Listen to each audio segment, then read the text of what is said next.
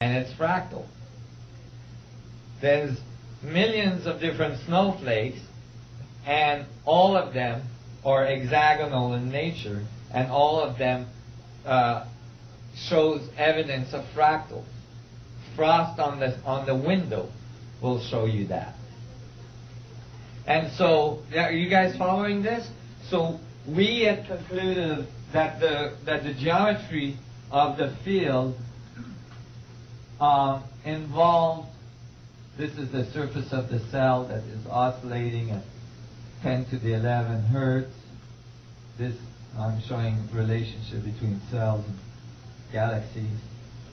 So we had concluded that the tetrahedron grid and the octahedron at the center generating the vector equilibrium in the 64 tetrahedron pattern is the foundation of the collapsing side, and that the radiative side that results is the sphere. Okay? We see the sphere. We see everything that's convex. Right? What we don't see is the part that's contracting, everything that's concave. Right? So now, when you look at it, the sphere intersects making these petal lobe-like structures. You see? That's the intersection of the spheres. If there's a sphere around each tetrahedron. Right? Remember? You put a sphere around each tetrahedron. Now they intersect, creating these lobe structures. And these lobes, these petals, go directly to the apex of the octahedron cavity between the tetrahedrons. That's why in this model I have red beads in the middle.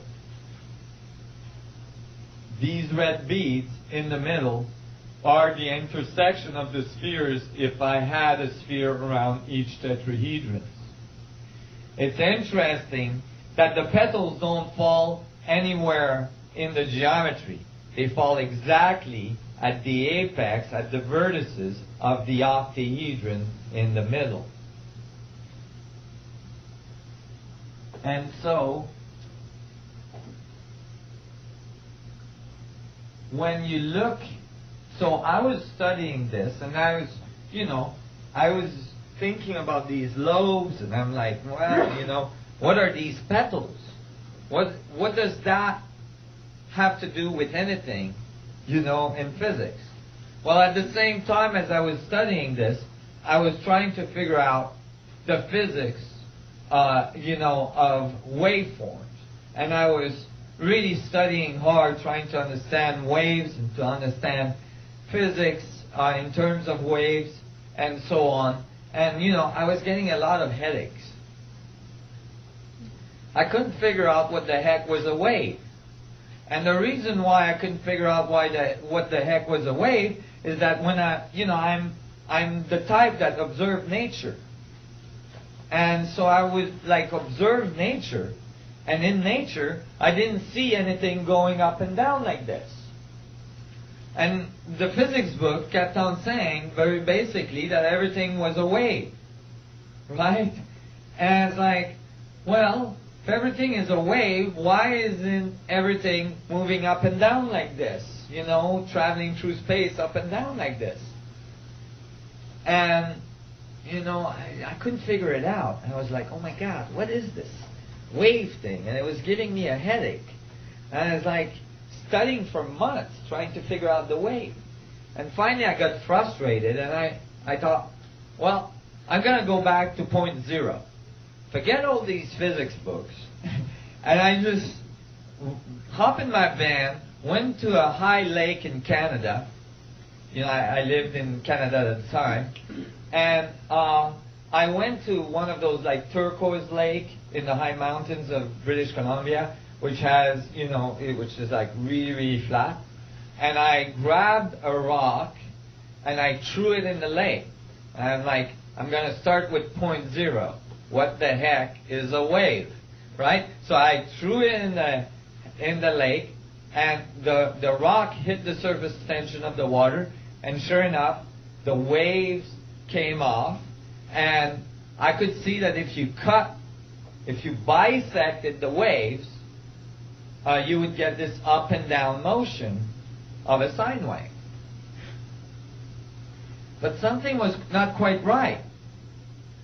If you have this up and down motion of the wave, it's only a result of that rock hitting the surface tension of the water and pushing the molecules away.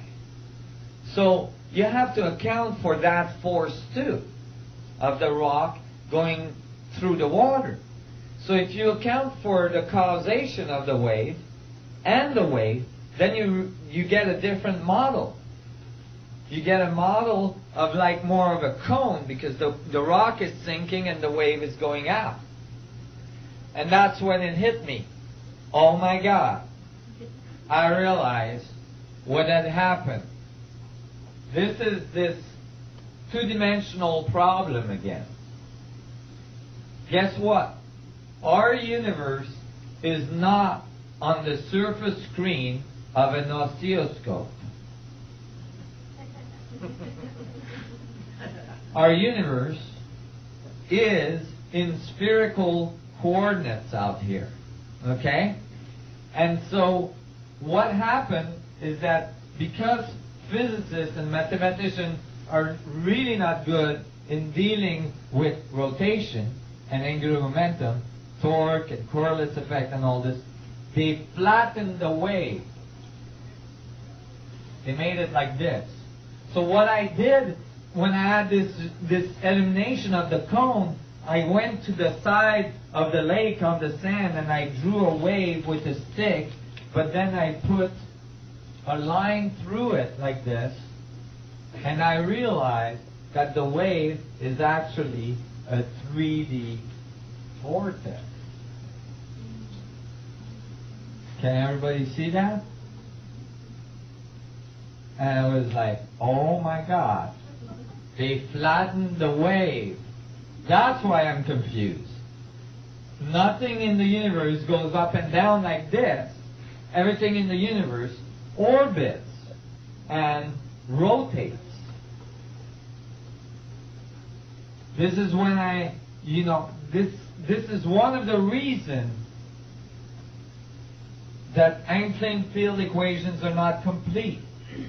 It's because the torque and the Coriolis effect that's resulting from rotation is eliminated by attaching the frame of reference to the rotation of an object. When they calculate the forces involved in a black hole that's rotating, they attach themselves to the black hole so that they're rotating at the exact same rate, so they don't have to deal with torque. Go ahead. Does rotation have something to do with time and the way time's interacted with? Yeah, and we're going to see that in a minute. So, imagine that there is, I'll give you a simple example. Imagine that there's an electrical motor turning in front of you, and there's a shaft, and you're going to try to grab that shaft, right? Now, if you grab that shaft and you're not moving with it, you're going to get heat, you're going to get torque, you're going to get all sorts of effects, right? Thermodynamic also. Your hand is going to start shredding, right? Okay, but if you turn with the shaft, then there's no force. You think? Now that's a big difference.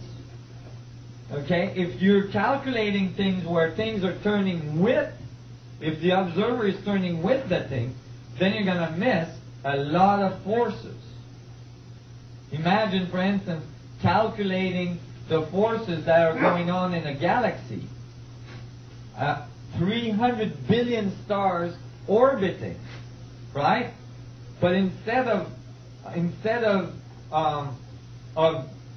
being an observer looking at the object orbit, you're attaching yourself to it, then there's not going to be any forces. That's a big omission in current physics. But what happened there is that I realized that the waveform is not a thing that goes up and down like this, but actually a thing that goes in orbit.